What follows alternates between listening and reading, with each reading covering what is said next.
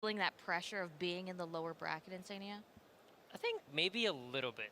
I think Only a little? it's hard to, yeah, because I think their mental game's good. They seem to be smiling mostly when you look at them. But I do Right. agree with you that maybe like a good 5-10%, like, hey, we haven't been in this position before as much as we have been in the upper bracket. So I do agree with you. I think a little bit of pressure probably. I feel like I saw also there was like one moment in there where Seb, like, he's sort of rubbing his face a little bit. Things were looking a little bit scary, but in the end they were able to pull it together. So I think that you got to watch in the game. The key tells are like when the voice wheel lines start slowing down a little bit. Can the team, like, you know, sort of regain that momentum? That's what you want to watch for. The tips came out in the end of that match. And even when they were losing, I still saw No-Tail spamming that, you know, if we stay positive, we can still win voice lines. So you know, with OG, I think a win like that is almost like an even bigger confidence boost because they were struggling in the early game and they bounced back. You know, it was like a classic OG game where they managed to turn things around. I think that they're going to feel like they're in Quincy's head because Quincy kind of threw away one that they had an edge in.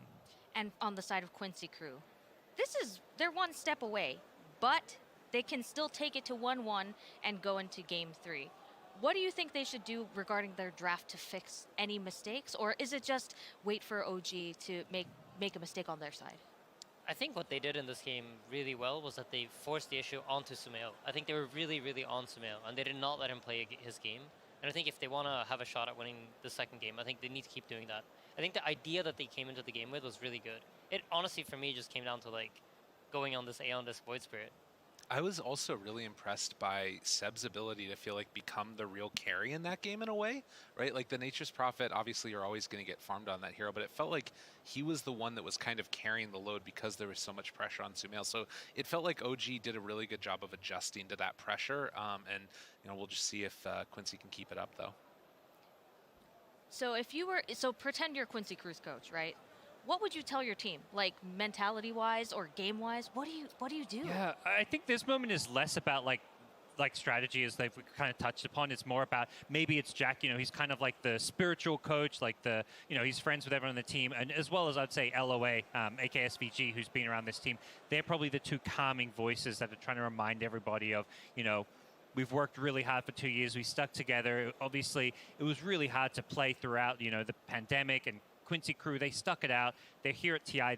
This is what everything built up to, and it's like, if anything, just enjoy this last moment. If this is going to be the game that you get eliminated on, so be it, but just try and play your best Dota.